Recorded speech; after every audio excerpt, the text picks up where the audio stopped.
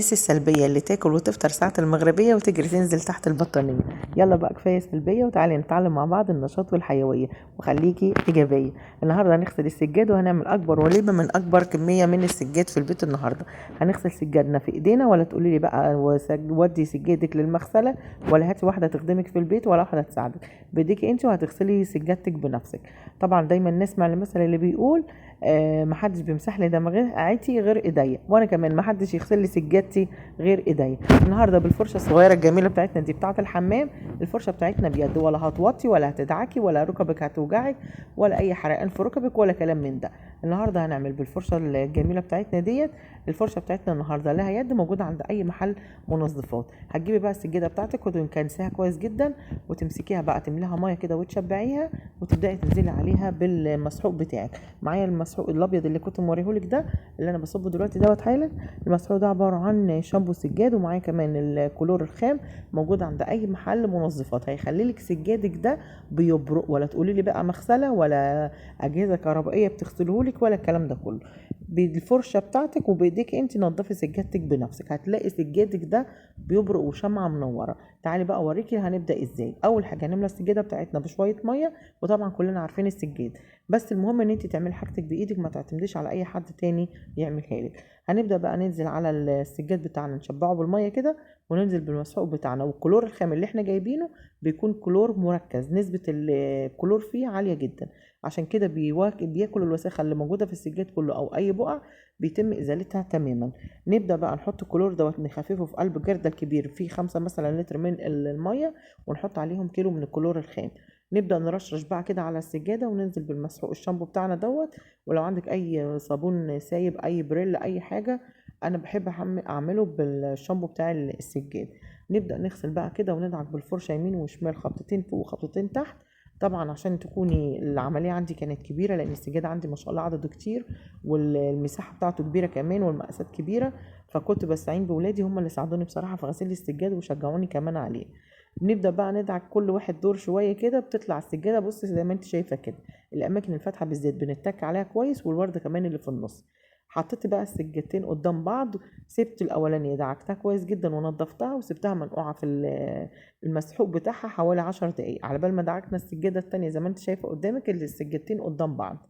دعكنا السجادة التانية بقى بالطريقة ديت بنفس الطريقة. طبعا انا جريت الفيديو وسرعته شوية عشان خاطر ايه الوقت ما يطولش عليكي. خليكي بقى نشيطة وحيوية كده، واملي بيتك ايه طاقة ايجابية. ابعدي بقى عن السلبية، كفاية قوي كده علينا. كل بيوتنا مليانة طاقة سلبية. يا رب يبعد عننا كل الهم والغم والكرب اللي احنا فيه، ويرخص الاسعار شوية عشان كل الناس تعيد وتتبسط. نبدأ بقى السجادة الأولانية غسلناها وكده ونقعناها حوالي 10 دقايق عما غسلنا السجادة التانية بالخرطوم بقى. بصراحة أنا عندي الصالة مساحتها ما شاء الله كبيرة، فكنت بعمل بقى بالخرطوم بتاع الجنينة عندي، وادعك السجادة بالخرطوم واظبطها بالمية، واشطف برضو بنفس الخرطوم. لو انت بقى عندك الحمام بتاعك مساعدك بتعملي فيه، لكن انا بصراحه عشان الحمام بتاعي الميه بتاعتي في الخزان بتنزل على خزان، مش مجاري عموميه، فبضطر اغسلها واطلعها على البوابه بره من الشارع. نبدا بقى نغسل السجاد كده ونصفيه كويس قوي من الميه بتاعته ونشطفه كويس. طبعا ولادي الاتنين كانوا بيساعدوني، انا ماسكه الخرطوم وبنضف، وهم يضربوا السجاده بقى عليا. بصراحه انجزوا جدا معايا النهارده. غسلنا بقى السجادة الأولانية كده وشطفناها. بصراحة كانت وليمة يا ولاد. أنا عاملة وليمة النهاردة، مش عاملة محشي ولا فراخ ولا حمام، عاملة غسيل سجاد. فتحت مغسلة النهاردة في قلب بيتي. خلاص كده غسلنا السجادة الأولانية وشطفناها كويس جدا. نبدأ بقى ننضف الشراشيب حلو عشان ما يبقاش فيها أي تراكمات من المسحوق بتاعي. ونغسل كمان قلب السجادة من جوه، ندخل فيه الخرطوم زي ما انت شايفة كده. ده الكلور الخام اللي احنا جبناه من أي محل منظفات هتجيبيه، طبعا كلنا عارفينه. نبدأ بقى السجادة الكبيرة بتاعة السفرة بقى. كانت السجادة دي بسم الله ما شاء الله أكتر من 2 متر ونص في 3 متر وشوية كمان، و3 ونص. سجادة السفرة دي واخدة 8 كراسي، فالمساحة بتاعتها كانت كبيرة، والسجادة نفسها تقيلة جدا جدا. شوفوا بقى جمال السجاد بعد ما اتغسل، شايفة الجمال، شوفي النظافة. حاجتك بإيدك عمرك ما تودي مغسلة. وبطلي بقى السلبية اللي احنا فيها طول عمرنا نغسل حاجاتنا بإيدينا في قلب البيت. كله دلوقتي بقى كل البنات تستسهل وتقلد بعضها وتودي تغسل على المغسلة، وتيجي تتصلي يتنك عليكي بتاع المغسلة ويقولك ده انا اكتفيت، ده انا عندي عدد زيادة، ده انا مش عارف ايه. لا، قومي اغسلي حاجتك بإيدك وما تحتاجيش لحد. كفاكي بقى سلبية. طبعا كلنا ناس ايجابيه وبنحب نعمل حاجتنا بايدينا، واللي طبعا لها ظروف خاصه بتقدر تودي المغسله، لكن قدام احنا ربنا مدينا الصحه والعافيه، ورب يدينا كلنا الصحه والعافيه زي ما ادينا كده النهارده. كانت علقه حلوه بصراحه بس جميله. انا بحب اغسل حاجتي بايدي، عمري ما وديت سجادي مغسله ولا عمري خليت حد غسل لي ايدي حاجتي. بصي بقى، لو اي ميه وسخه باقيه منها او اي ترسبات وساخه او اي حاجه بتنزل منها، السجاد طالع بيبرق معايا كده بيبرق. وهوريهولك بقى لما يتفرش كمان هتشوفي جماله ونظافته. عمر المغسله ما هتنضفهولك زي ما انت بتنضفي كده. انا شفت واحده مره كانت موديه سجاد والراجل جايبه لها عشان يستلمه، وهو داخل العماره في قلب المدخل بيروح رشش عليه معطر من فوق عشان يوهمك ان هو مغسول بمعطر وان مليان معطر من جوه. طبعا اول ما تستلمي حضرتك السجاد هتشم الريحه، تكون الريحه لسه فيه، وخمس دقايق والريحه هتطير منه. اما انت بقى لما تغسليه بايدك حطي المعطر اللي انت نفسك فيه، حطي المسحوق اللي انت نفسك فيها، تطلع حاجتك مضمونه وبايديكي انت عارفه انت غاسله حاجتك ازاي، مش بميه كده وخلاص. شوفي بقى السجاده دي بقى ما شاء الله عليها كانت كبيره، وخدت معانا ما فيش 5 دقايق بالظبط، كل واحد دور كده. حطينا بقى زودنا هنا شويه صابون شويه بريل عشان خاطر السجاده دي كانت فاتحه جدا. والسجاده التانية برضو دي بتاعت الصالون. عندي بقى السجاده دي حفره ليزر، يعني فيها اماكن بارزه واماكن واطيه شويه لجوه الورده بتاعتها، فكان لازم ندعكها كويس جدا. وكلها فاتحه تقريبا، ما فيش الا الاجزاء خفيفه بسيطه فيها هي اللي لونها نبيتي.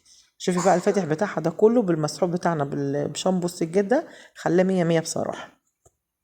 نملى السجاده بقى ميه كده كتير، واوعي تقولي لسه ما غسلتش السجاد، قومي بقى وظبطي حالك كده وما تعتمديش على اي مغسله.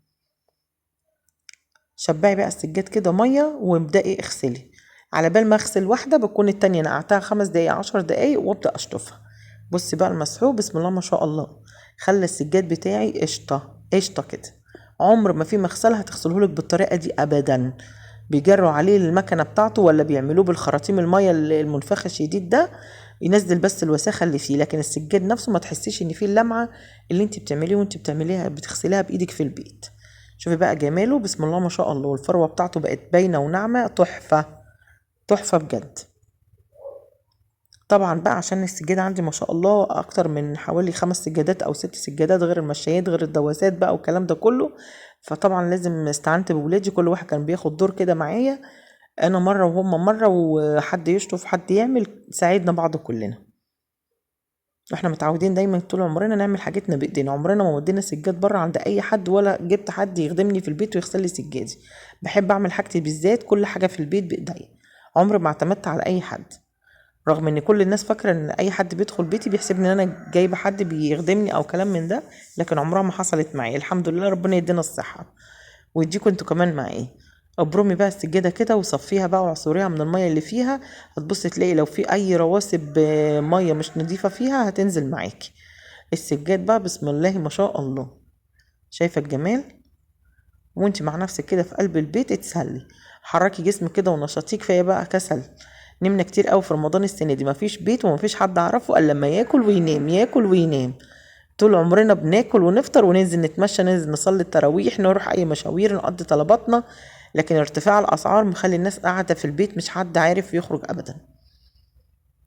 خلاص كده خلصنا تقريبا، كده غسلنا تالت سجادة او ربع سجادة كمان. بصي بقى خلي بالك البقعة السوداء اللي في الارض عندي ديت من كتر المسحوق في الارض معايا كمان هيخلي البقعة دي هتقب لوحدها. دي عبارة عن كانت حاجة كده عاملة زي البوهية او الدهان، كانت اتكبت من ولادي ومعرفناش نطلعها. خلصنا كده بقى المشايات السجاد الكبير، خش بقى على المشايات. المشايات برضو مقاساتها عندي كبيرة مش صغيرة، وبرضو غسلناها بنفس الطريقة. بصي بقى النظافة بسم الله ما شاء الله. طبعا اللون الكافيه ده بقى بالذات بيبقى محتاج عناية جامدة لانه بيبقى الوانه فاتحة، فلازم تدعكيه كويس قوي. غسلنا بقى المشايات الصغيرة، تعالي بقى لدواسات اوضه النوم والمشايات بتاعت اوضه النوم. السجاد الشاك ده بقى بالذات محتاج غسيل جامد قوي، ولازم الميه تكون شديده معاكي كمان، لا اما لو عندك بقى بانيو او عندك طشت كبير بتاع امي وامك بتاع زمان بتاع ستي وستك ده، انقعي بقى في قلب البانيو بتاعك وانقعيها بالمسحوق بتاعها بكلور بحاجاتها بكلها، ودعكيها بقى برجليكي كده كأنك بتغسلي بطانيه بالظبط. وبرده كوب الميه من البانيو ورجعي اشطفيها تاني، اتفرجي بقى على جماله.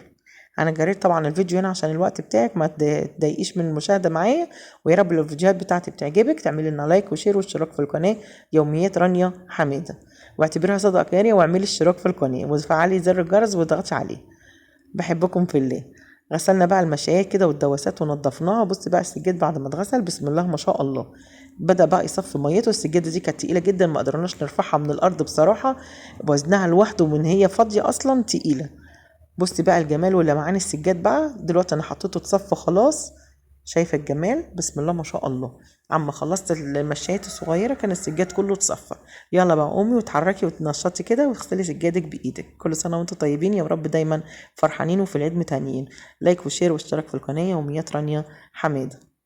شايفه الجمال بسم الله ما شاء الله. كل سنه وانتم طيبين. شاهدوني في فيديو تاني ان شاء الله. معاكم رانيا حماده.